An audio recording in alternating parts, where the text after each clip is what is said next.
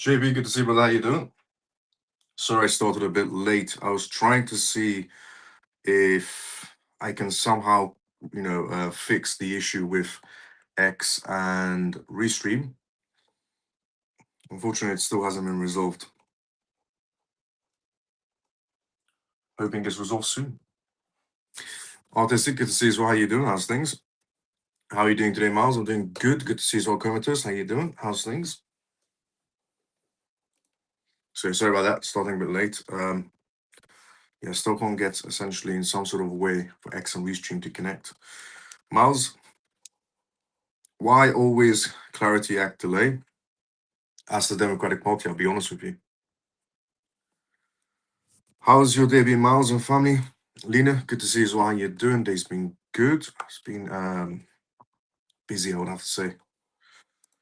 Okay, let's do intro disclaimer. What we're going to talk about tonight's live, by the time everyone should be tuned in for the first part of the live show.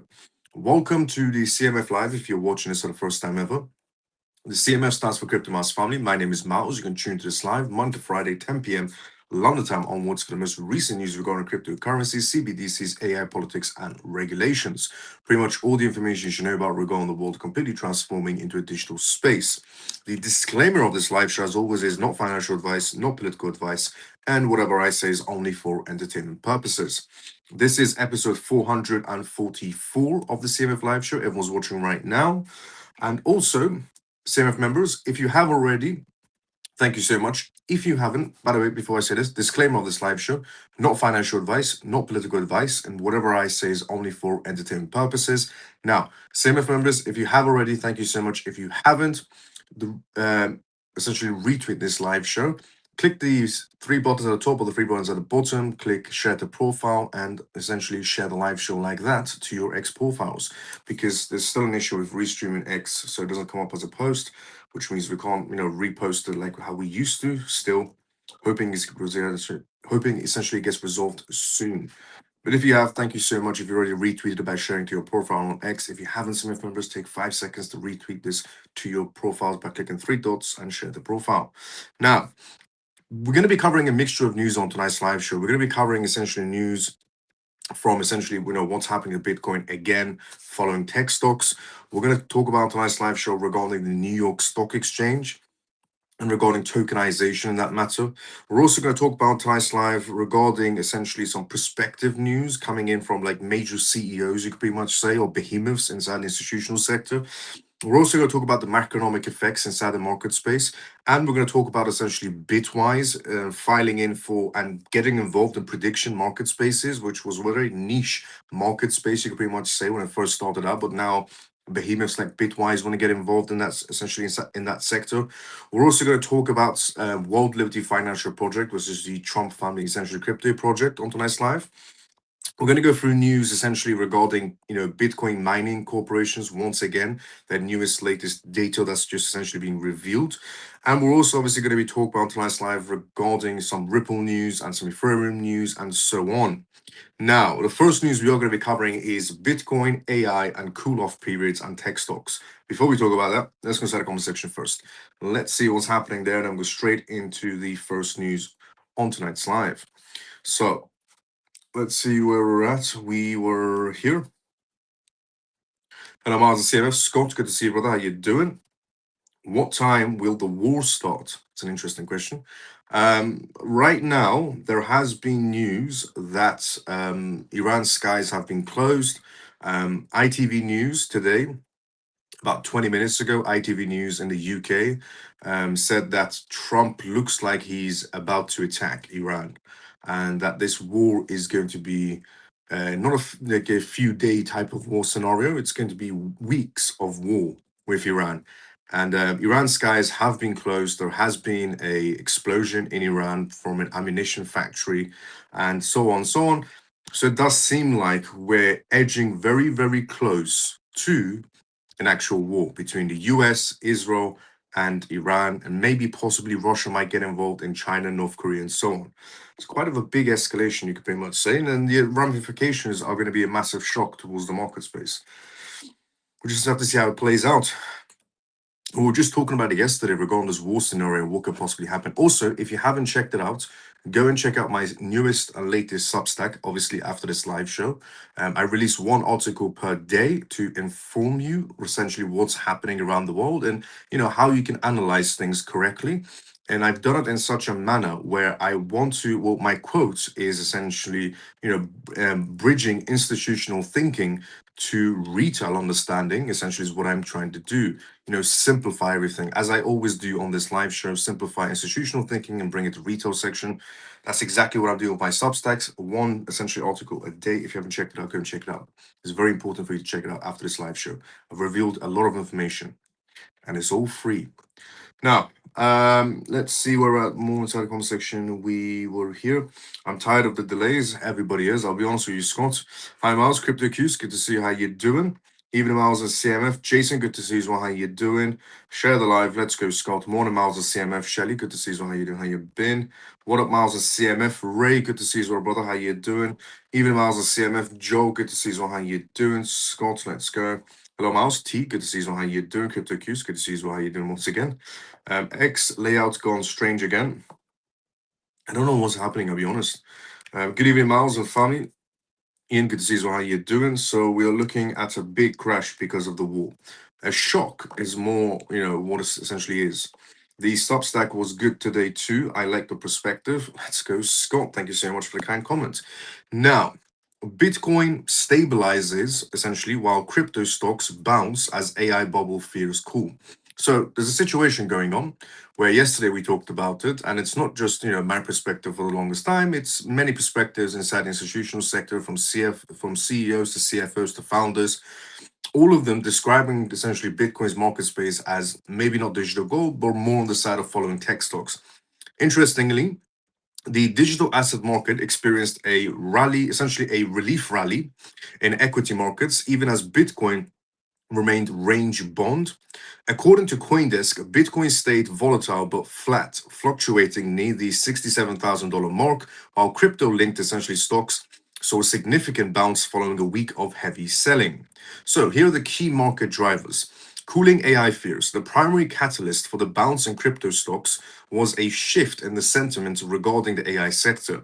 After the software essentially stock plunges earlier in the week, investors are beginning to see the recent sell-off as an essentially overextended period. This has breathed life into crypto AI proxies like Hive Digital, which recently pivoted towards AI performance computing as well. The buy the dip essentially momentum, shares of Coinbase and MicroStrategy rebounded as investors moved past the initial shock of the tech stock essentially rout. Also, this aligns with MicroStrategy's recent disclosure of $168 million, which I told everyone about yesterday on their most recent purchase of Bitcoin. And I said, no matter how much people think, MicroStrategy is doing the wrong thing, just going for Bitcoin, which I'm on that side as well. I think he's doing the wrong thing. Diversifying is much more better. But he does put his money where his mouth is, as I said yesterday, and he's still buying Bitcoin no matter what. While BTC's price action was sideways, the essentially internal market structure saw a rotation into utility assets. That is essentially what's happening right before everybody's eyes. There is a shift happening inside the market space where it's slowly shifting over from speculation, meme coins, and everything else into utility, essentially crypto projects. I mean, giving you an example, yesterday we talked about Arizona State essentially, filing in for some sort of a crypto wallet, you could pretty much say crypto reserve, and they chose Bitcoin and XRP. And the reason why they chose those two is one of them they're going for, well, because it's Bitcoin. The other one they're going for is because it's utility, XRP. Now, and they are saying that essentially there is trillions of capital on the sidelines right now waiting for a Clarity Act to be passed, and that Bitcoin isn't moving up and it isn't moving ridiculously down, it's just stuck. And that's essentially what's coming out of Coinbase, essentially CoinDesk today, that Bitcoin is just stuck. And I explained to everyone yesterday and on these Substacks that I released today that the reason why Bitcoin is stuck is, what Franklin Templin, Nicholas essentially from JP Morgan said, their analyst, it can't move up, or it can't move up, but it can move a little bit down, come back to where it was, mainly due to this war. The war between the US, Iran, Israel, North Korea, China, Russia, and so on. That's what's essentially making Bitcoin not being able to break this glass ceiling to go higher. Instead, it goes a little bit down, comes back to where it was, a little bit down, comes back to where it was. The market is just stuck. They don't know what's going to happen next. Because Trump does bring unpredictability towards the market space, and that's what causes the market to fluctuate in some odd ways, you could pretty much say. But we do know for a fact, something is about to go down in the Middle East. And when it does, the crypto market space, as I explained yesterday and on the Substacks today, it's going to go through a shockwave. But there are good periods in this shockwave as well. If you haven't read it, read it after this live show. Now, the New York Stock Exchange is what we're going to talk about next on tonight's live. So, the New York Stock Exchange president came out today and said, "We felt a responsibility to enter the tokenization space." Big statement, bold statement, going from what crypto was to what it is now. They felt a responsibility to enter the tokenization space. And that's coming from the New York essentially Stock Exchange president. Today, the president of the New York Stock Exchange, Lynn Martin, made a landmark statement regarding the future of global markets. According to CoinDesk, Martin asserted that the world's largest stock exchange felt a responsibility to lead the transition into asset tokenization, signaling a major shift in how traditional finance views blockchain technology. So, here are the key pillars of the New York Stock Exchange tokenization strategy. Institutional duty. Martin argued that the cornerstone of the global capital markets, the New York Stock Exchange, must ensure that the transition to on chain assets is handled with the same level of transparency, security, and regulations as traditional equities. These are big statements. The efficiency mandate. The move is driven by the demand for essentially a T+0 instant settlement. By tokenizing assets, the New York Stock Exchange aims to eliminate the days-long clearing process, significantly reducing the counterparty risk and freeing up trillions in locked, essentially, capital. A goal that essentially dovetails with the year of integration thesis reported by Silicon Valley Bank. Many CEOs, CFOs, banks even have came out and said this is the year of essentially integration, this is the year of utility era, which was the whole point of cryptocurrencies. But there's a lot of things happening this year alongside the utility era. Broad asset scope. While the essentially focus begins with tokenized US treasuries and private equities, the New York Stock Exchange envisions a future where traditional stocks and real world assets are natively issued on chain. Another bold statement coming from the New York Stock Exchange president. They're picturing or visioning essentially a future where the entire stock exchange, the entire Wall Street, is tokenized. That's a massive statement. That means trillions of dollars for the crypto market space. We're so edging closer and closer to, Clarity Act, taxation inside of crypto space and centralization and essentially and so on. And, all of these things massively positive. But what we mostly, care about is the foundational structure, which is the Clarity Act, and then next, the liquidity entering the market space. It's all, happening in some sort of a domino effect, but it's happening right before our eyes, but it's not happening as at the speed we want it to happen. But at least, most importantly, it's happening. Now, the New York Stock Exchange entry into tokenization creates a high stakes competition with other global hubs and financial giants. Entity 2026 tokenization plague essentially current status New York Stock Exchange multi-asset tokenization platform entering with essentially responsibility. And we also talked about essentially, behemoths like BlackRock starting to shift over to essentially DeFi, which is massive announcements. We revealed that essentially last week on this live show. We talked about Aminico brands in the UAE. There is this massive competition happening around the world right now. Even though we have Republicans and Democrats not being able to pass a Clarity Act because they just can't align with each other, and it's mostly to do with the Democratic side. They don't like the idea of Trump's family earning more money, even though they're billionaires, doesn't make a difference to our lives. If Trump's family makes another $100 to $200 million, I just want the regulations passed, and so does everybody else. So I don't know what the Democratic Party is actually fighting for when we couldn't care less if Trump's family made another $100 million. All we want is the Clarity Act. I couldn't care less if Trump made more money. Putting that to one side, with the Democrats and Republicans, there's something major happening right now where Hong Kong competing with the UAE, with the European essentially market space in terms of the MICA, Singapore market space, Japan market space. Even now, New York is getting involved in this competition of who could get there first in a digital space. Now, the alignments with essentially the utility era. The New York Stock Exchange pivot is being viewed as the final seal of approval. Big statement.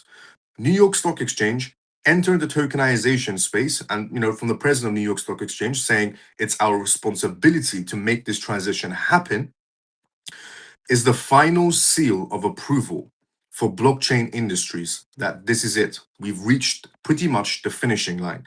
Regulatory momentum.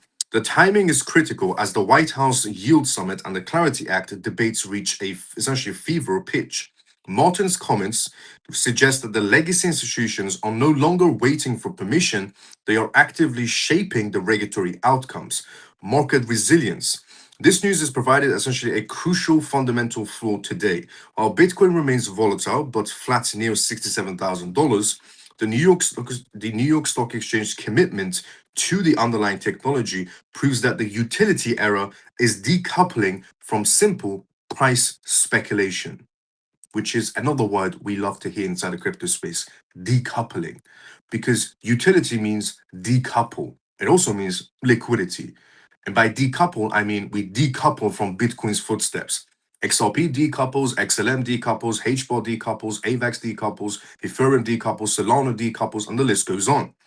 That's what we love to hear. And this is the New York Stock Exchange talking about essentially utility era, decoupling, and pretty much trillions of liquidity. And that the New York Stock Exchange, it's the final seal. Massive. Now, also, Martin's responsibility essentially theoretic shifts the narrative from disruption to evolution. For crypto assets like XRP, the infrastructure play, and Ethereum, the settlemental play, the New York Stock Exchange entry is highly bullish as it confirms that the future of the world's 100 plus trillion-dollar equity market is destined to go on chain. Massive.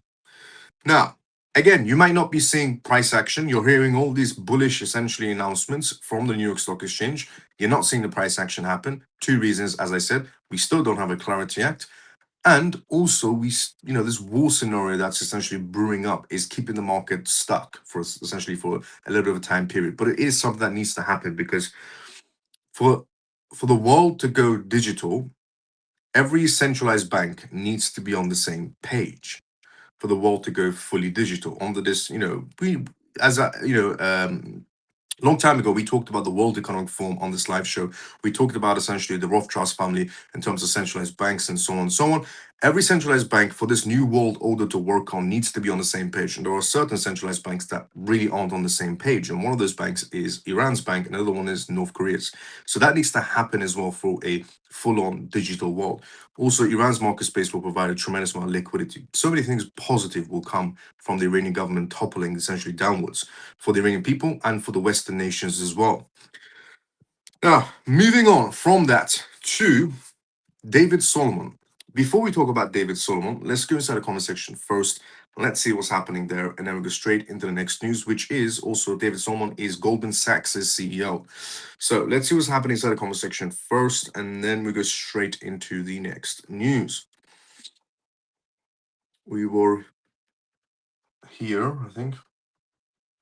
Good evening, Miles, and how are you doing? I'm doing great. Good to see you as well, Kai. How you been? Miles, XRP is about to do some magnificent things. All of these things, the war, Epstein's files, etc. SRP is about to do the same things while others are distracted. I shared your stop stacks on my Facebook page and X page, Miles. Thank you so much, Scott, for doing that. Share the live. Let's go, Scott. Let's go, CMF. Let's go, Miles. Let's go, Scott. Hi, Miles and CMF. Emma, good to see you as well. How you doing? Good evening, Miles. Hope you're well tonight. Just a little bit better, a bit later on. I hope I've not missed much. Adi, good to see you as well. How you doing? The debate on XRP and BTC is meaningless as XRP are making financial moves and making acquisitions. Facts. The great... I think Ukraine will benefit from any actions with Iran. If Russia and China enters the situation against the US and Israel, then Russia will have to lighten up the Ukraine situation. Just my thoughts. It's a good thought, I'll be honest with you.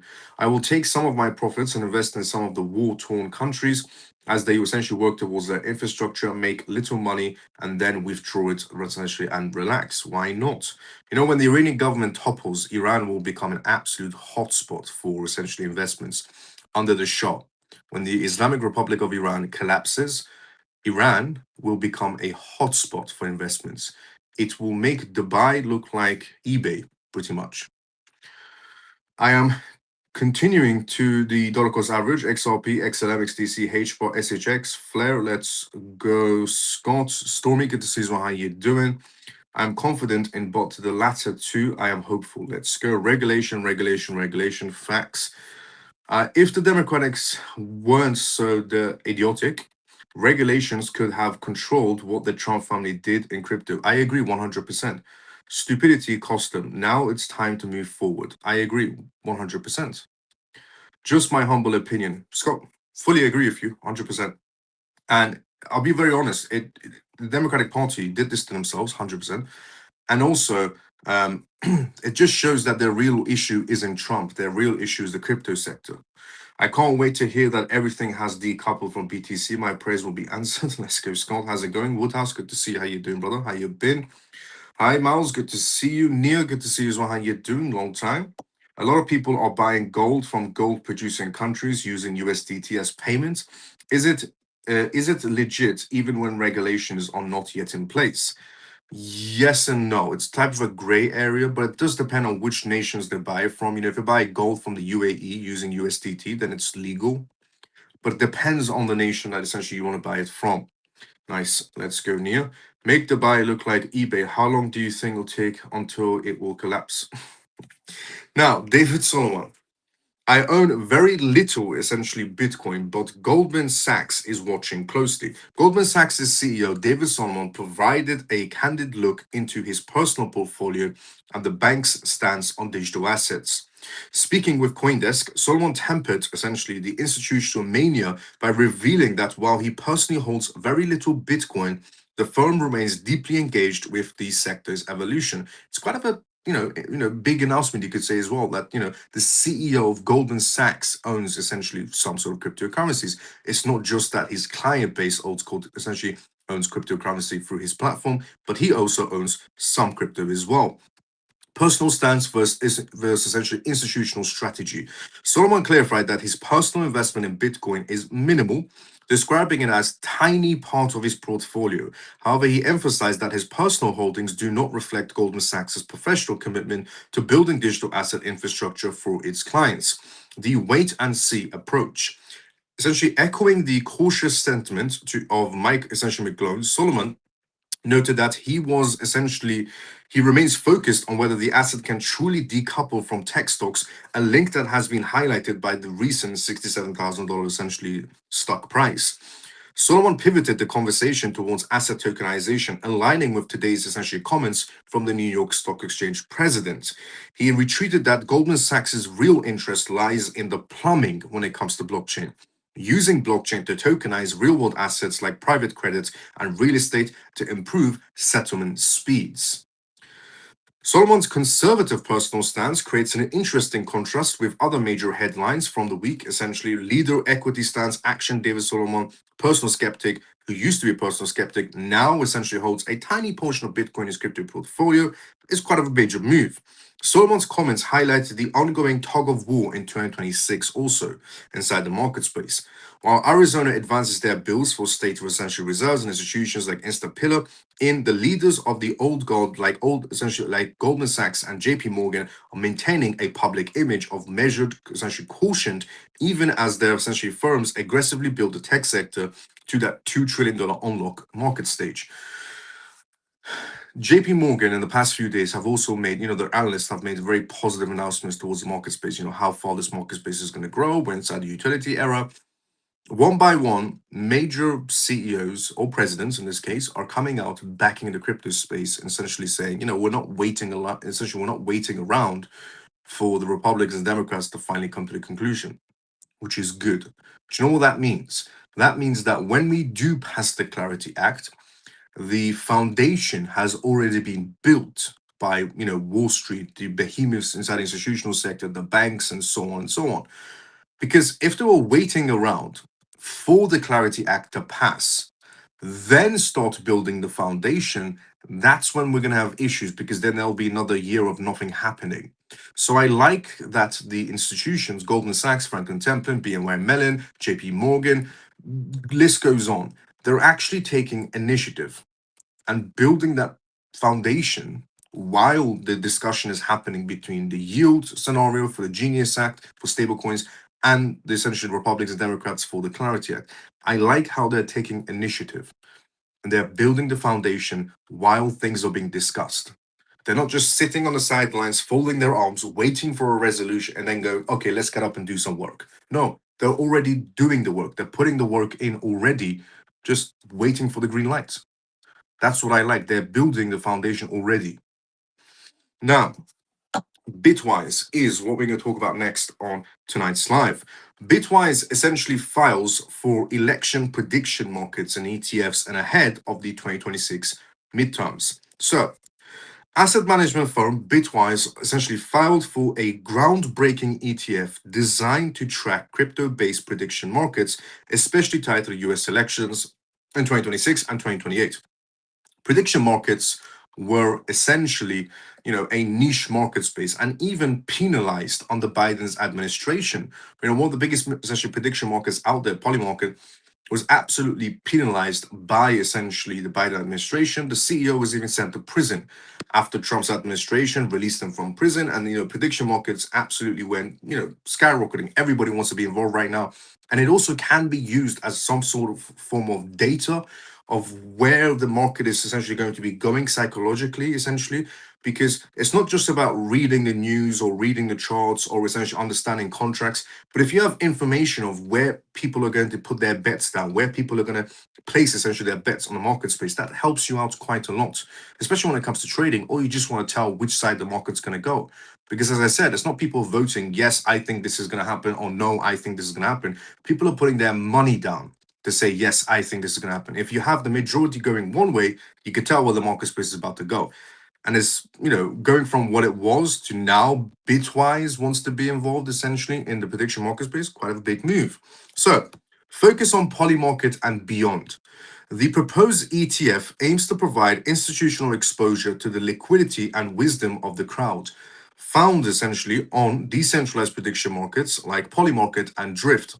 The election utility. Bitwise's CEO Hunter Horsley noted that prediction markets have proven more accurate than traditional polling in recent cycles. The reason why prediction markets are more accurate than essentially some survey questions is because people are putting their money down where their mouth is. And that's why it makes it more accurate than just ticking some boxes and going, yeah, I think this might happen and so on. But when you're putting your money down, it's not, yeah, I think this is going to happen. It's more like, I know this is going to happen. That's when I'm putting 10,000 down, 20,000 down, 100,000 down of my money. I'm putting my money where my mouth is. That's why they're more accurate than some survey questions. So, and that's why they predicted Trump becoming president, because people will put their money down going, yeah, this is going to happen because I'm voting for it and I'm betting on it. Targeting, and when CNN and ABC were saying, no, Trump is going to lose the presidency, you could tell where it was going. Polling stations were saying Trump was going to lose. The reality was Trump won. Who guessed it? Prediction markets. Why? Because people voted and put their money where their mouth is. That's what shows the difference. Now, targeting 2026 and 2028 with the 2026 midterm elections approaching and the high stakes 2028 presidential race already dominating headlines, largely due to the ongoing Genevan nuclear essentially talks with the Iran situation and essentially US. The Bitwise filing lands in a market that is increasingly focused on real-world utility of blockchain essentially ledgers.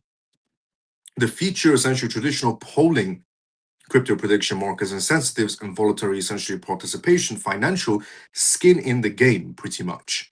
So, just to essentially put into perspective, Bitwise is about to be entering the prediction market space. Another CEO is about to be coming out very soon and saying the exact same thing. I'm not going to reveal who it is, but in a few days, everybody will essentially get some sort of confirmation on that.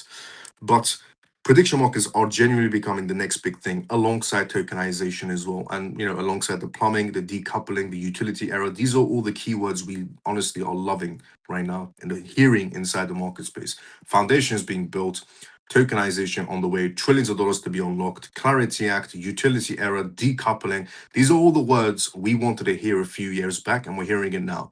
It just shows you how close we really are to that finishing line. Now, And it might not look like, as I said, in terms of price action, but there is a strong foundation being built. And I said this a long time ago that we want strong foundations inside the crypto space. We don't want hype news where the market goes up for a few days, everybody's happy, market comes back down because the hype essentially died out. But if you have a strong foundation, there's no few days up and then back down again for a few months. It's more like up, up, up, little bit down, up, up, up, and so on. You get the picture because of utility and decoupling. Now, Apex Group is what we're going to talk about next on tonight's live and regarding the Trump family crypto project, World Liberty Financial. The global financial services giant Apex Group announced a landmark pilot program to integrate World Liberty Financial, the stablecoin project affiliated with the Trump family, into its tokenized fund infrastructure. This move, reported essentially by CoinDesk, represents a significant merging essentially of political influence and institutional on-chain finance. So, here are the key details of this partnership between this behemoth and World Liberty Financial, the Trump family crypto project. Institutional bridge. Apex Group, which manages over $3 trillion in assets, will use World Liberty Financial stablecoin as a primary settlement and liquidity tool for its new suite of tokenized private equity and real estate essentially funds. You might be thinking to yourself, well, where's the relevance? Because if you don't hold World Liberty Financial, how's that beneficial for you? For example, if you hold XRP, XLM, XDC, HBAR, Solana, Ethereum, so on, then where's your benefit? If this money, not $3 trillion exactly all of it going into it, but that's how much assets they have, and they're going to be using World Liberty Financial stablecoin. Where's the benefit for you? You will have indirect benefits. The more money that enters the crypto market space in terms of liquidity, the more over time it's just going to be scattered everywhere inside the crypto market space. So indirectly, it would add value to your crypto projects as long as they're legitimate over time, not overnight. Directly, it's going to World Liberty Financial. Over time, indirectly, it will most likely pour into other crypto projects. So, the World Liberty Financial role originally launched as a DeFi-focused project. World Liberty Financial has evolved into a centerpiece of the current, essentially, administration's digital dollar vision.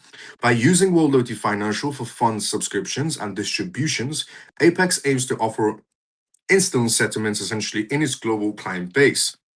Political and economic also synergies. This pilot aligns perfectly with the White House Yield Summit occurring this week also.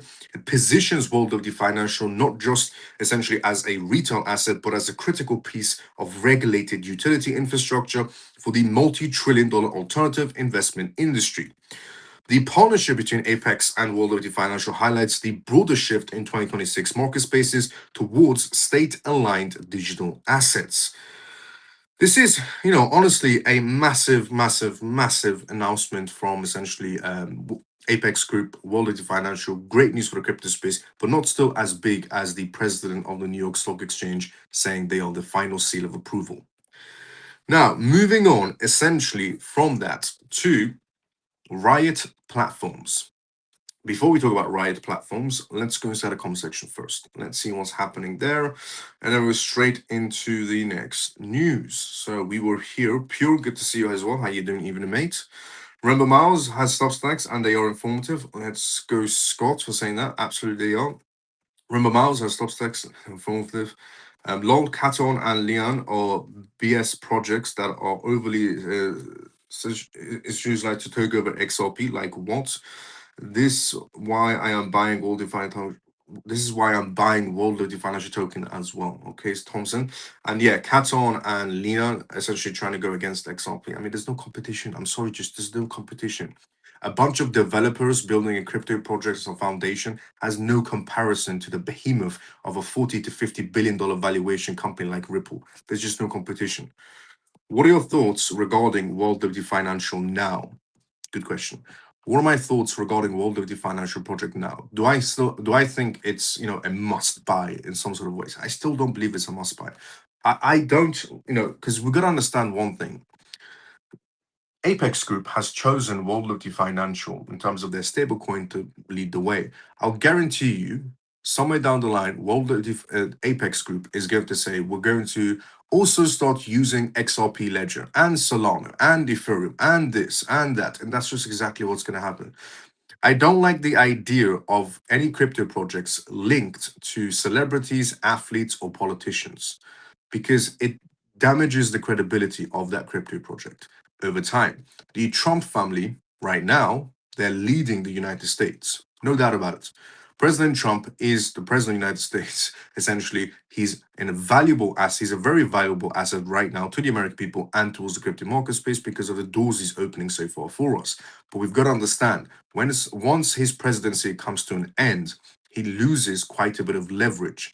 And when that happens, we have to see how World Liberty Financial is going to be playing out after his presidency. During his presidency, Trump has as much leverage as possible. He's the president of the greatest and most powerful country in the world, you could pretty much say. So he has so much leverage. And that's why World Liberty Financial is going to do exceptionally well. However, once his presidency runs out, we have to see how it plays out then. And I don't think it's going to play out the way it's playing out now. And that's why, Apex Group, I'll guarantee you somewhere down the line, they're going to be saying, oh, we're going to start using XRP Ledger now and Solana now and Ethereum now and so on and so on. So that's why I don't believe in celebrity crypto projects or athlete crypto projects or political crypto like politician crypto projects, because they only have leverage for a time period. Once their 15 seconds of once their 15 minutes of fame is over, it's over. If it holds its ground, then that's impressive. Now, why are they using USDT and not any other crypto asset to pay for gold in South African countries? Are they washing USDT? I'm just curious. Yes, USDT is used, quite a lot for laundering money. USDT is heavily used for laundering money, and they have blacklisted quite a lot of wallets.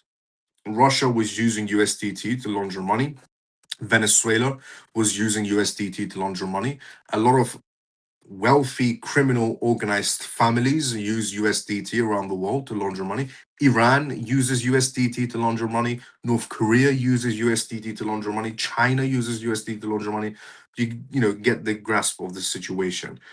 And a lot of wallets have been essentially blacklisted by Tether. Russia even made the announcements of them moving away from USDT because too many wallets were blacklisted. But yeah, that's the reason why they're using USDT, because it's a criminal's playground pretty much when it comes to Tether. But they are trying to fix their image. So I give Tether that. They are definitely trying to fix their image by, blacklisting all these types of wallets. Absolutely correct. Let's go. Hi, Miles of family. Alex. Alex, good to see you as well. How you doing? I have coffee on one side, water on the other.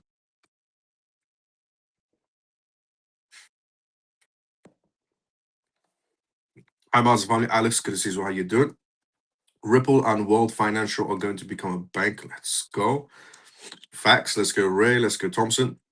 Miles, I agree. In the past, the people with names recognition have run people away from crypto. Absolutely. Polymarket just went vertical to 90% chance, signed into law into 2026. Someone knows something. Let's go. XRP, thank you for that, Shelly, for the update.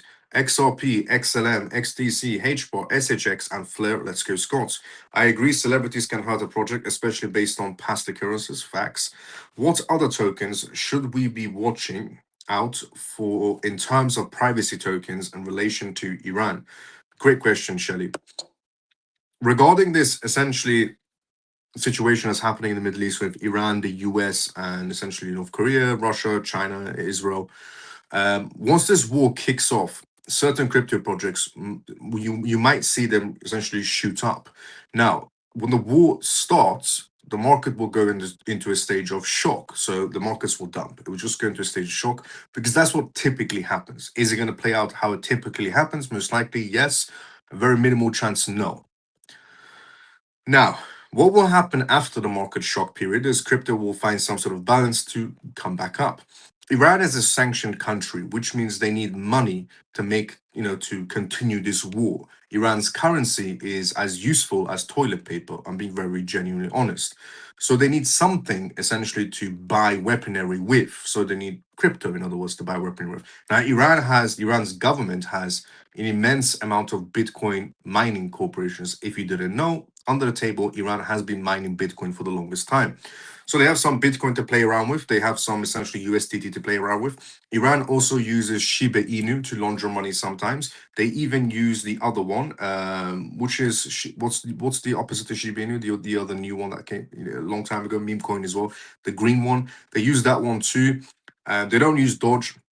They also use essentially Monero to move money around. They use Zcash to move money around, USDT to move money around, Bitcoin, and a few other ones. And I've listed, essentially, I've said, inside the Substacks that I've written essentially today that was released, what's going to happen during this war. Great question, Shelly. People need to know what will happen during this war. A lot of things were going to be happening during this war. As I explained in my Substacks today that I've written, military, essentially companies on the stock market, their stocks are going to go skyrocketing because of this war. Private military companies, they're going to go skyrocketing. Also, essentially, tech stocks will be damaged at the beginning. Crypto will be damaged at the beginning. Stock market will drop at the beginning. And then the market will get out to a stage of shock and then starts going towards essentially stabilization. And then essentially you might see privacy tokens jump up. If you randomly see Shiba Inu go up or Monero go up or Zcash go up during this war, you know why? Because the Iranian government is trying to move money around. They're sanctioned. So it's difficult for them to move money around unless it's digital. So PEP, thank you so much, Pure, for that. Yeah, PEP is also used by the Iranian government to launder money as well. There's a few crypto projects out there that the Iranian government uses to launder money around. Let's go. But great question, Shelly. Honestly, people definitely need to know what's going to happen during this war. When we do actually go into a utility run, will we still see bear market at some point or not, Miles? Also, a great question from T. If we go into utility, if we go into regulations and then decoupling and then utility, will we still see bear markets? Yes and no. Let me explain. In a utility stage, let's say, institutions right now, they're calling this year the integration foundational utility era decoupling. This is what they're calling this year right now, the keywords they're using. So will we still have bear markets in a utility era? Yes and no.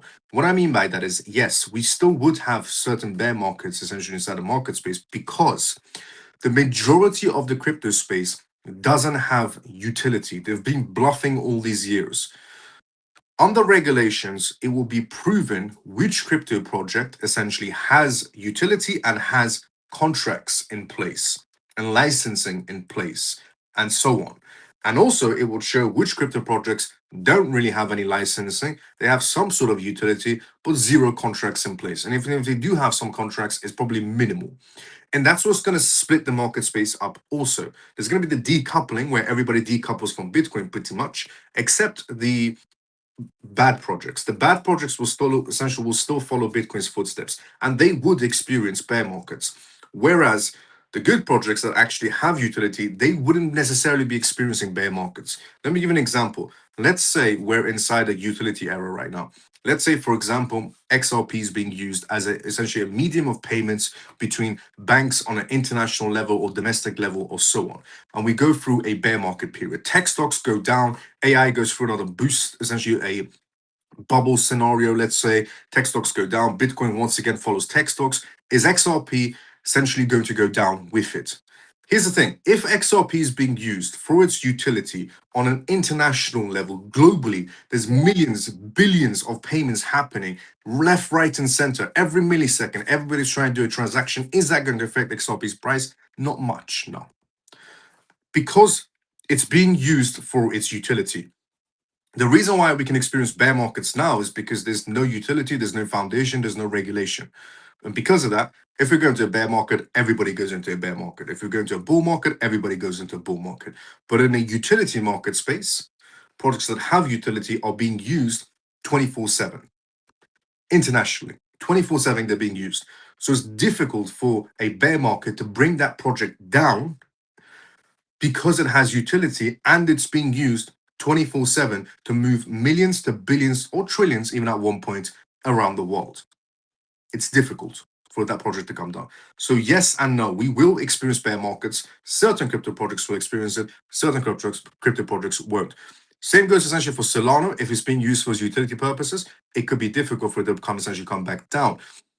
Also, essentially for XLM, XDC, HBAR, AVAX, quite a lot of projects out there. If they're being used for their utility on an international level, not just a domestic level, but on an international level, if they're being used, millions, billions, and trillions are being transacted every million seconds, essentially, from everyone around the world. Because now everybody's digital, it's difficult to bring that crypto project down.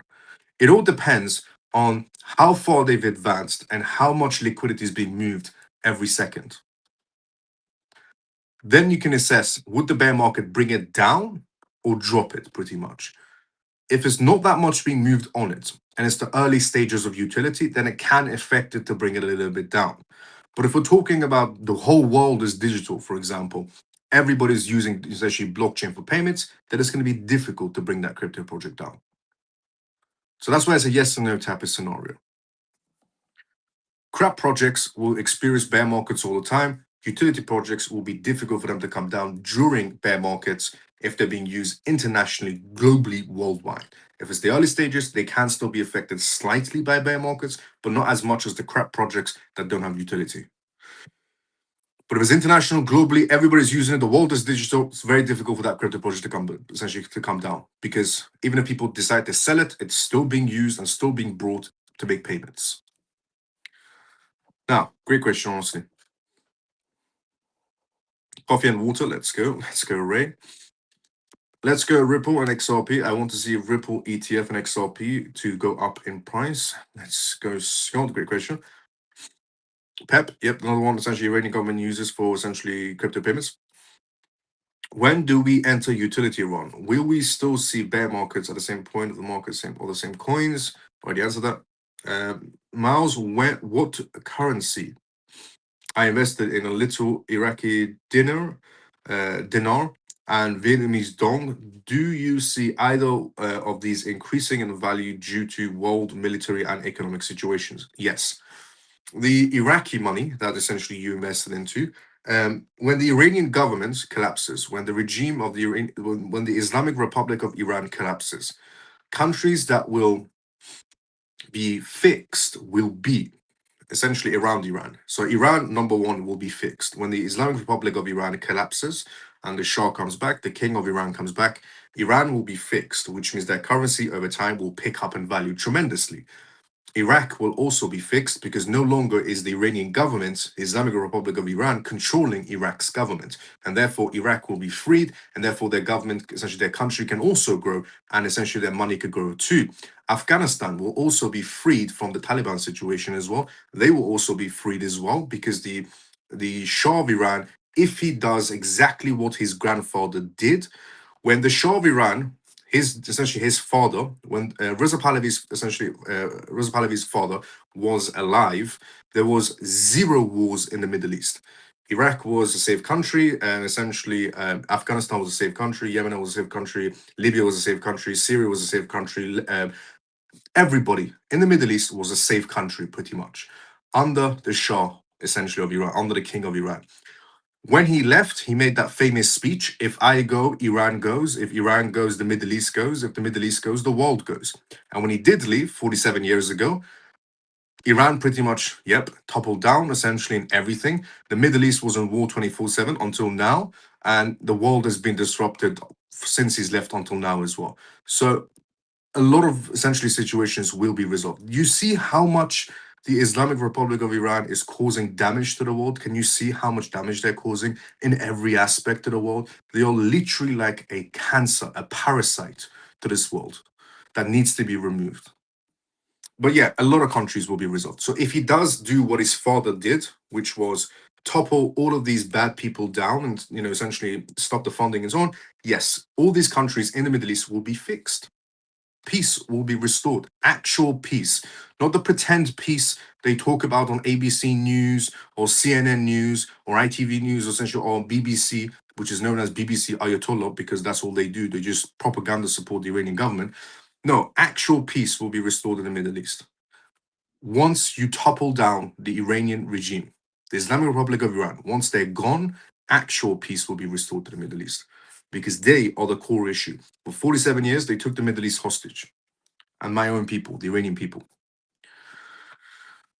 So yeah, a lot of things will happen in terms of currency as well. A lot of things, investments, currency, everything will be resolved.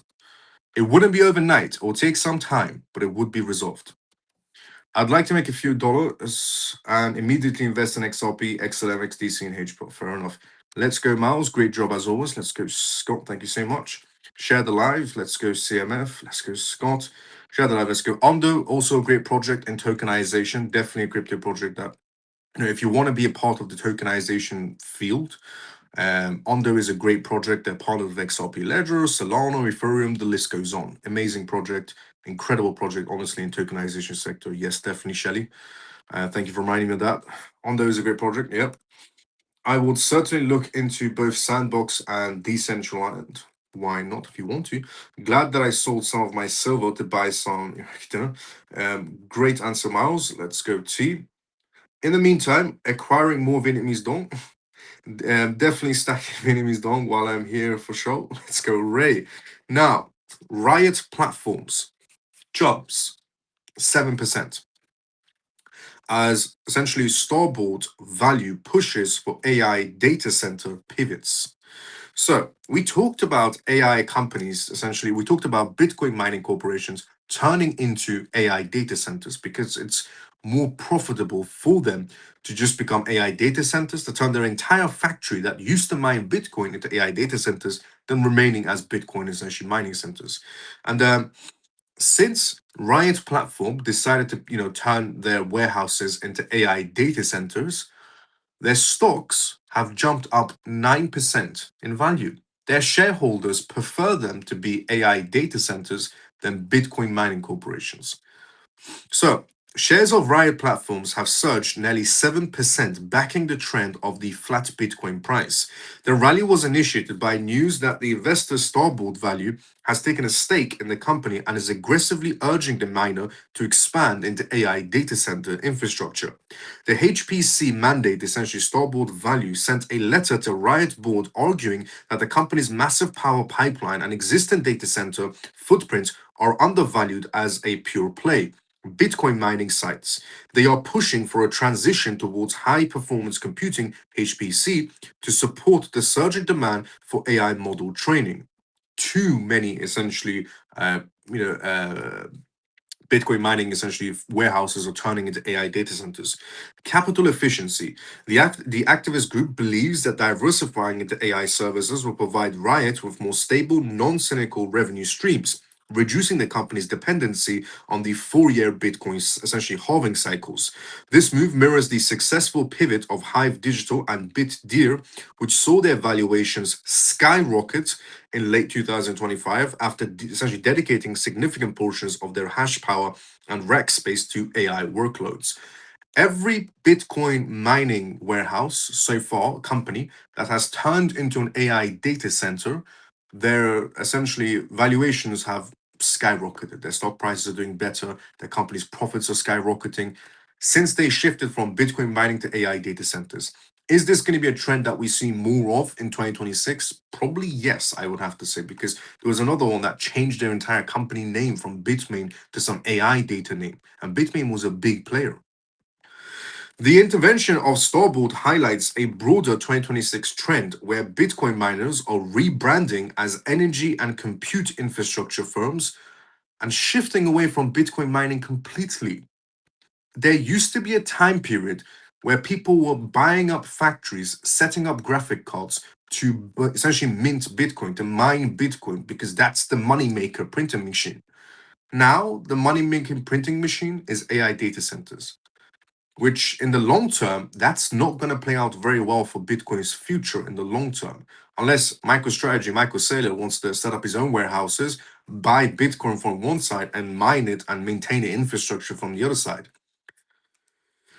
Or he can just move to a pre-mined crypto project. A long time ago, people used to laugh at crypto projects that were pre-mined, like XRP. They say, oh, XRP is pre-mined. Ripple holds the majority. That's a crap project. Now pre-mined isn't looking so bad compared to Bitcoin's future of mining, is it? Riot's potential pivot aligns with the macro themes of the week. cooling AI fears. As CoinDesk noted today, crypto stocks are essentially bouncing as AI bubble fears are cooling away. Investors are looking for tangible picks and shovels and plays, and Riot's massive Texas facility are prime candidates. So if you are inside the stock market and the crypto market space, and you're looking at new stocks, Riot, if Riot decides to go towards AI data center, their stocks are going to skyrocket because they are a behemoth inside the Bitcoin center, inside the Bitcoin mining sector. They are an absolute behemoth. If they make the announcement that they're going to go towards AI data centers, their stocks will skyrocket. Is what's being suggested right now. The rest of the companies that did this, they skyrocketed in terms of price point and essentially profits. Institutional support with Goldman Sachs, also David Solomon watching the space closely, the war hedging scenarios, everything. It's pointing towards that particular sector. Now, moving on from that to Ethereum. There has been a lie in Ethereum, which is Ethereum's 50% staking milestone triggers backlash over misleading supply data. So, apparently, we have been lied to for the longest time because we were always told 50% of Ethereum is staked to maintain the network. New data reveals that it's only on the side of more like, well, here it is. The Ethereum network hit a historical landmark as 50% of its total supply became locked in staking contracts. However, according to CoinDesk, this celebration was immediately met with fierce backlash from analysts and community members who claim the current circulating supply metrics are fundamentally misleading everyone. The core controversy is essentially staking versus liquidity. The reckoning centers essentially on how major data algorithms like CoinMarketCap and CoinGecko calculate Ethereum's market cap and real supply. The essentially liquid argument, critics argue that with half of all ETH staked and a significant portion that wrapped in liquid staking tokens, like essentially ST and the circulating supply reported to public and essentially is a illusion. The double counting claim. There is a growing concern that LSTs are being counted as a part of the ecosystem's total value, while the underlying ETH is also counted, leading to an inflationary margin that masks the true scarcity of the asset. So, the backlash. This data dispute comes at a time when essentially BlackRock and JP Morgan essentially are deepening their utility era integrations. So here is essentially what's being suggested. They're saying it's not 50% of Ethereum staked, it's more like 20% of Ethereum that's staked. And that the wrapped token versions of Ethereum are also being counted alongside essentially Ethereum itself. And they're misleading everyone with the metrics, and they're lying to people by saying 50% of Ethereum is staked to maintain the network. That just proves how much people essentially value this network or adding to this network and staking on this network and so on. And the reality of it is more like 20%, not 50% of the network. We've been lied to you all this time. Now, Coinbase is what we're going to talk about next on tonight's live. Moving away from Ethereum's big lie, just essentially that's just been revealed by CoinDesk, to Coinbase. Coinbase's base is decoupling from OP. Now, Coinbase chose OP as their foundation for their base network. Now, however, Coinbase is moving away from OP. And it didn't do too well for OP in general, for the crypto project, essentially take out OP, Optimism essentially, because they saw a significant drop in their price value today. So here it is. Coinbase announced today essentially a significant straight pivot for its layer 2 network base, moving away from its foundational reliance on Optimism OP stack. According to CoinDesk, this technical decoupling marks a new era of independence for Base as it matures into the cornerstone of the global utility era. Everybody from crypto CEOs to bank CEOs to presidents of the New York Stock Exchange to essentially CFOs, CTOs, or institutional levels, everybody's now very fixated on utility error. And that if there is a crypto project that isn't going to give them the edge inside the utility error, they don't want to be a part of it whatsoever. And that essentially tells us that Coinbase doesn't really see OP as the utility error token. It was a good, essentially, foundation for them to build upon, but now they're completely decoupling away from OP because they don't see it as the utility error token. They see it as one of those tokens.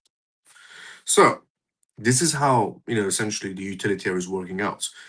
We're already starting to see the shift, happen inside the market space, where now people, CEOs of crypto essentially companies, are picking and choosing. The same goes with the banks and essentially institutions. They're picking and choosing which one they see as utility token now, because it's all about utility error, which is the main point of cryptocurrencies, and which crypto projects don't really have utility and they've been bluffing all this time and they're just pushing it to the sidelines and they're going, this one has utility, this one doesn't, push it the other way. This one has utility, this one doesn't, push it the other way.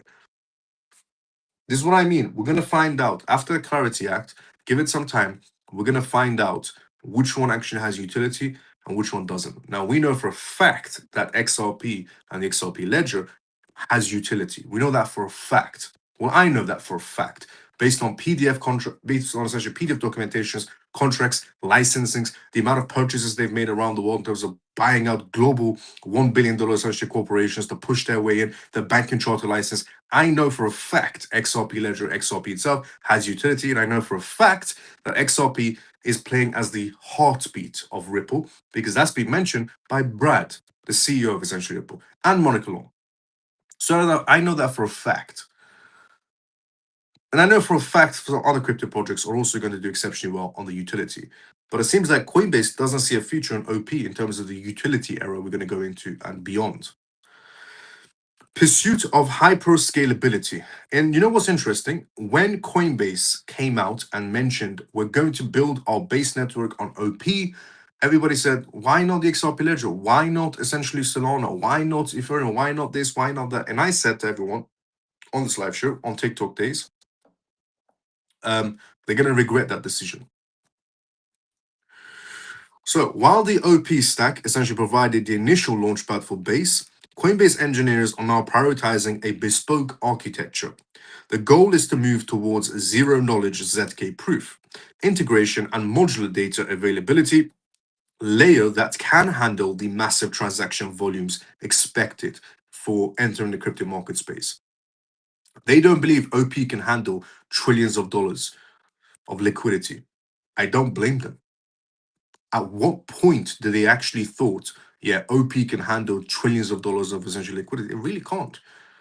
Hand on heart, a crypto project that I believe can handle trillions and not collapse or get congested or network down scenarios is XRP. The XRP ledger, in my opinion, is the only crypto project that can handle trillions of dollars and not collapse or get congested. Think about it. Solana crashed 11 times so far. Ethereum got congested multiple times. Bitcoin got congested because of NFTs. We have evidence to back it up in terms of which crypto projects have experienced congestion and network shutdowns. So the longest period was 4 hours for Solana, the last one, and which crypto projects haven't experienced that.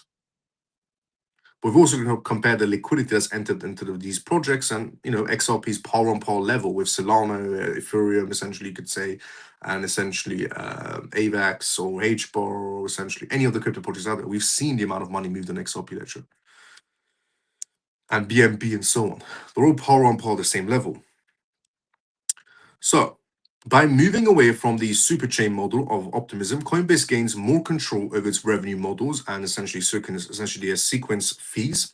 This autonomy essentially is crucial as Base becomes the primary rail for Stripe's Bridge project as well, which just won a banking charter and the tokenized funds managed by Apex Group. The shift is also essentially defensive move. By diversifying its tech stocks, Base reduces the risk of single point of failure within the optimism essentially ecosystem. This focus on infrastructure resilience is a major theme this week, following the New York Stock Exchange essentially president's announcements, other CEO announcements, CTO announcements, CFO announcements. Everybody's talking about the utility era inside the crypto space now. I just love hearing that. Utility era, decoupling. These are keywords that we love. The technical evolution of Base provides the backbone for several major headlines for this week. The tax reckoning scenario, essentially which we talked about, the war hedge scenario within essentially the US-Iran tensions, the yield summit. All of these things, they go the right way, they play out the right way, could do very well. Also, announcement just came. America to attack Iran has risen to 55%, essentially before March. Just want to give you that essential announcement as well. I just got an alert on my phone, notification on my iPhone. It just said essentially the chances of America attacking Iran has risen to 55% before March. Now, moving on from that announcement to XRP, let's talk about some Ripple news today.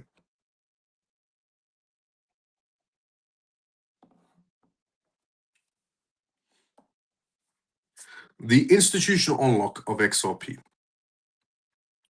Joe says, can HBAR handle trillions of transactions? It can handle transactions. I'm not sure if it can handle trillions of transactions, but it can handle millions to billions, definitely. To hell with Coinbase, I definitely trust Kraken. Great future for Kraken. Let's go, Thompson. I'd like to know about the re-evolution too. Which thoughts? Great job, Miles. I appreciate your thoughtlessness. Let's go. Elimichi Pay plans to launch the Elimichi Chain L1 public chain testnet on February 23rd. Opinion on it? If Elimichi Pay is going to release their own chain, amazing news, I would have to say, without a doubt. I'm from Iraq, and I can confirm everything Miles just explained regarding the matter. Let's go. Come on for that as well. We are officially in a bad market now. No, we're not officially in a bad market. We're in a time period where you can actually make a substantial amount of money. War, essentially the repercussions it causes for innocent people, yes, it's very bad without a doubt. And this time around, it's my own people. I'm Persian, I'm Iranian. This time around, it's my own people that will be, but it is something that needs to be done. It's something that, the Iranian regime needs to be taken out. Their bloodline needs to be taken out, the easiest way to put it. So this is something that needs to happen. We need outside help, no doubt about it. But in scenarios of war, you can make also a lot of money as well. So we're not in a bad market space. We're actually in a great market space. The shock for the war would cause the market for, to see some turbulence. But after that, we'll move on the upside.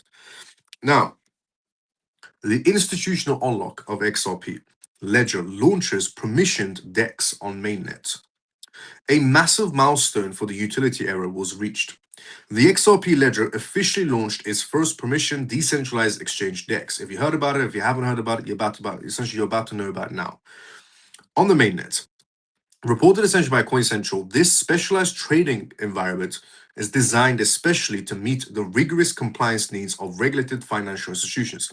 The XRP Ledger released the permission essentially DEX, which is what institutions would love to see on any blockchain.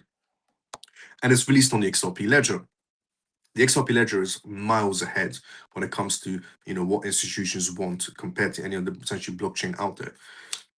So the key features of this permissioned DEX, the institutional guardrails. Unlike the standard open access XRP Ledger DEX, the permission version requires all participants to undergo mandatory KYC, AML, know your customers, anti-money laundering, essentially verifications before they can access liquidity. Which means this becomes the XRP Ledger has just became the #1 chain for banks and institutions. They've made it mandatory essentially for ID checking, known as passport checking, know your customers, that they're not doing money laundering and so on. It's became the #1 chain for all these banks and institutions around the world to use now. Because in order to essentially take over the financial sector, you need to offer basic things that the financial sector had, and then add your advancements, which is faster, cheaper, and so on, and secure. You've also got to have the basics, which is, mandatory ID checks when it comes to essentially a bank transaction, essentially a company transaction. How do we know, that money didn't come from a very, very bad person? So what they've introduced on the XRP ledger is what institutions and banks want. This is why they're just, when it comes to XRP ledger, they're miles ahead of everybody else. Compliant liquidity pools. Institutions can trade tokenized assets, such as essentially funds recently announced by Apex Group, within a closed loop system that ensures every counterparty is a verified regulated entity. Native compliance hooks. The DEX utilizes the XRP ledger's hooks, the amendment to automate regulatory requirements, such as essentially transfers, restrictions, or country specific blacklists directly to the protocol level. They're giving so much tools to any company out there, that any bank out there, or any government out there that wants to use the XRP ledger to build their own financial system. They're giving them the tools. Think of it like a drop in, essentially drag and drop website. When we went from people coding a website to people now just dragging and dropping a website design. That's basically what the XRP ledger has done. They went from essentially people trying to code essentially on the XRP ledger and develop something on the XRP ledger to now just drag and drop. You can pretty much see it on that level. Where if any government or any institution or any bank wants to use XRP ledger to create their own little ecosystem on it, it's 10 times easier now. The launch of the institutional DEX is the missing piece. In a week of massive infrastructure developments and development connections onto the XRP ledger, DEX Stripes Bridge and Count in the Charter provides the banking rail to move fiat into permission DEX. The macro impacts, essentially impacts, decoupling from speculation. The launch is a direct play to the $2 trillion institutional unlock. By providing a safe version of the DeFi space, Ripple is positioning the XRP ledger as the primary settlement layer for global finance. XRP as the bridge, while the DEX handles tokenized assets, XRP remains the underlying gas and bridge currency, providing the liquidity needed to swap between different institutional tokens instantly. Energy efficient also, as highlighted essentially by TMA Street, the XRP ledger's low energy footprint makes the DEX a preferred choice for banks under strict ESG mandates, unlike more energy intensive proof of work alternatives. Every bank, every institution you can pretty much think of on the Western essentially hemisphere is under some ESG, essentially social governing, essentially save the planet, scenarios, which means they're also going to be choosing crypto projects that are, carbon neutral, carbon zero, so on. And that's the XRP ledger. Did you know essentially the XRP ledger through Ripple won awards for essentially being a carbon net zero crypto project? Also, the Iran situation that's happening, essentially that happened in Geneva, as essentially the geopolitical tensions on this effect, as the US and Iran nuclear talks face that potential deadlock in Geneva, the importance of independent digital financial rails is growing. Sanction reliance. A permissioned DEX allows a correlation of the compliant to continue transacting essentially even if traditional SWIFT-based rails are disrupted by conflict or increased geopolitical friction. The flight to utility. Investors are increasingly moving away from pure risk and towards asset and tangible infrastructure utility. The launch of this DEX is a clear signal that XRP is no longer just a digital coin, but the foundation of a new regulated financial system. The launch of the XRP Ledger Permission DEX completes the institutional trifecta of the day, the regulations, essentially the tokenization, XRP, KYC, AML, everything a bank, an institution, and a government needs to operate. The XRP Ledger now is offering it. They have the trifecta, they're calling it. Also, on the basis of the XRP Ledger is the perfect choice for any institution or bank or government out there, Societe Generale Forge today expanded their Euro CV stablecoin to the XRP Ledger. A massive bridge between the European traditional finance and the utility era was built as SG Forge, the digital assets subsidiary of banking giant Societe Generale, officially launched its Euro essentially dominated stablecoin Euro CV on the XRP ledger today.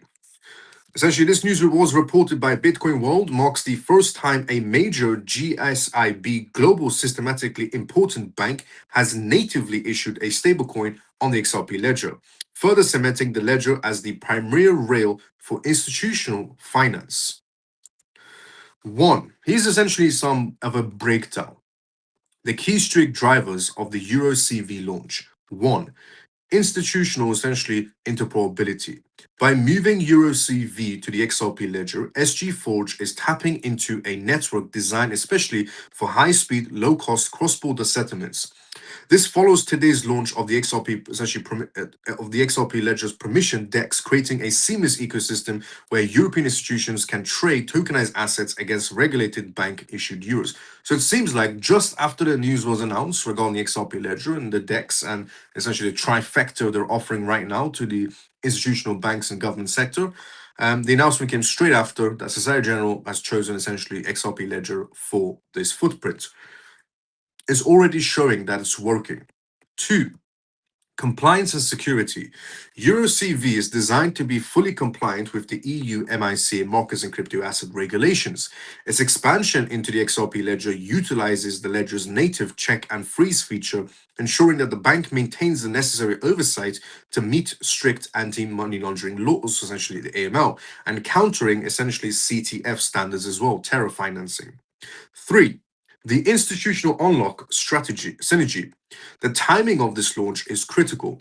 The Stripe connection, as Stripe bridges and wins a bank charter, the addition of the major European bank issued stablecoin creates a global bridge for USD and Euro liquidity on chain. The Apex World Liberty Financial Pilot, institutional funds, essentially, as we talked about, and the New York Stock Exchange president in terms of tokenization, with the New York Stock Exchange president essentially committing to tokenizations. EuroCV on the XRP ledger provides the settlement leg for tokenized European equities and bonds. Do you see how everything is playing out like some sort of a ripple effect, you could pretty much say, where Europe, essentially Ripple makes the announcements for the essentially the XRP Ledger Foundation makes the announcements that, XRP Ledger essentially is going to be used by SG Forge. Sorry, the XRP Ledger essentially makes an announcement of essentially permission DEX, which is incredible news, which means banks, institutions, and governments can use the XRP Ledger as how they would a traditional system.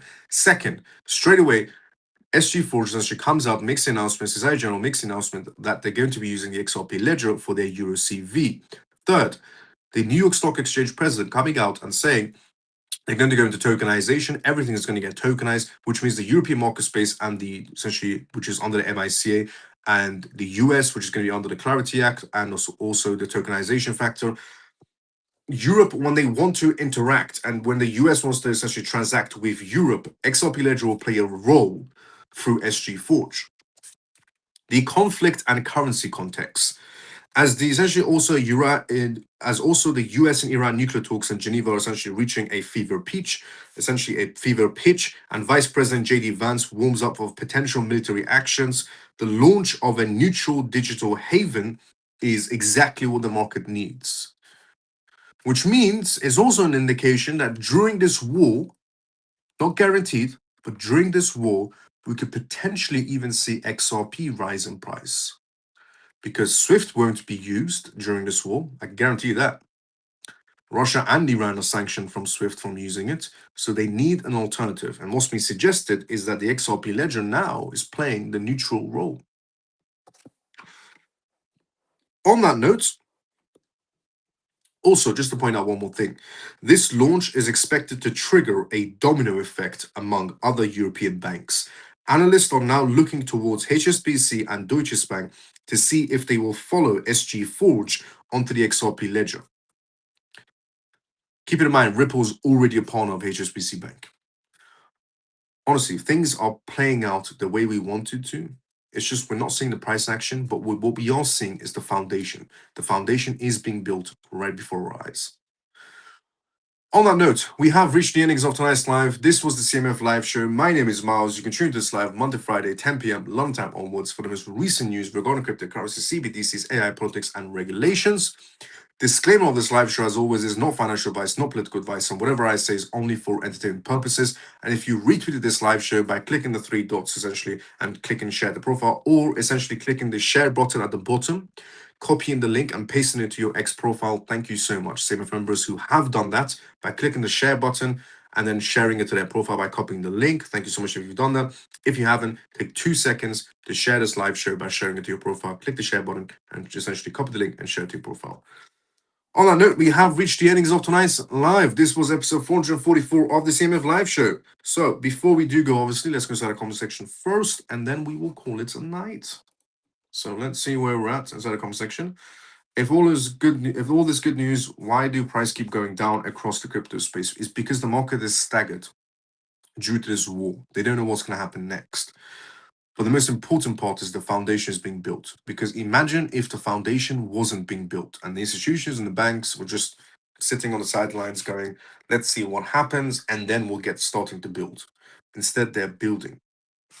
The New York Stock Exchange president said they couldn't care less of what's happening in terms of politics. They're building the foundation for the crypto sector. Trust me, you don't want hype news of price action. You want foundation. You want to grow and grow and grow, not grow for a few days and come back down. And if you want to grow based on foundation, it takes a little bit of time. We're closer than ever to that finishing line. I certainly wish that I could stay a little bit longer, but I have to go early today. No problem, Thompson. See you tomorrow, sometimes as usual. Good night, brother. Let's go, Ian. See you tomorrow, sometimes as usual. Thanks, Miles. Have a great night and see you tomorrow, same time. Let's go autistic. See you tomorrow, same time as usual as well. Good night, Miles, and all the CMF. Thank you for a great live and news. Let's go, JP. See you tomorrow, same time as usual as well. Thanks, Miles. Good night, everyone. Let's go, Stormy. See you tomorrow, same time as usual. Night, Miles and CMF. Amazing show as always. Let's go, Joe. See you tomorrow, same time as usual. Good night, Miles and CMF. Mike, see you tomorrow, brother, same time as usual as well. Good night, Miles and family. Great live. Many thanks. See you tomorrow. Ian, see you tomorrow, same time as usual. Good night, Miles, and great live. Many thanks. See you tomorrow. Ian, let's go. Great live as always. Take care, Miles and CMF. Ray, see you tomorrow, brother, same time as usual. Thank you for your insights as always, Miles. See you all tomorrow, CMF. Let's go. Shelly, see you tomorrow, same time as usual. Let's go, Mike. Good night, Miles. Very knowledgeable live. God bless. Let's go, Callie. See you tomorrow, same time as usual as well. And also, if you still haven't checked out my Substack, go and check it out. It's pinned on my X channel. If you followed and subscribed during this live show as well, thank you so much. If you liked the live show, if you're watching this on X, thank you so much. If you haven't liked the live show, put a comment outside the live. And also, if you're on X, click the share button, copy the link, and paste it on your X profiles. If you enjoy these live shows, then share it with other people. Amazing live tonight, brother Miles. Good night. See you tomorrow sometime as usual. Outstanding, Miles. Thank you so much, Scott. See you tomorrow sometime as usual. Excellent, Miles. Love and respect. Let's go, Scott. See you tomorrow sometime as usual. Great life, Miles. Thank you. See you tomorrow. Good night, CMF. Let's go, Jason. See you tomorrow sometime as usual. A reminder what Monica Long said at Ripple Community Day: define XRP in 2026, institutional adoption at scale. Facts. Let's go, Shelly. I don't think I can handle any more price drops. Life is stressful right now. Ronnie, trust me, I understand more than you think. And thank you, Miles, for all the updates. Good night, all. Let's go, Lena. See you tomorrow, same time as usual. Night, Miles, and CMF. Let's go, Ronnie. See you tomorrow, brother, same time as usual. I will see everybody tomorrow, same time as usual. Everybody have a great day or a good night, depending on where you're around the world. Check out the Substacks. Retweet this live show by clicking the share button. Like, follow, subscribe if you already haven't. Love you all. See you tomorrow.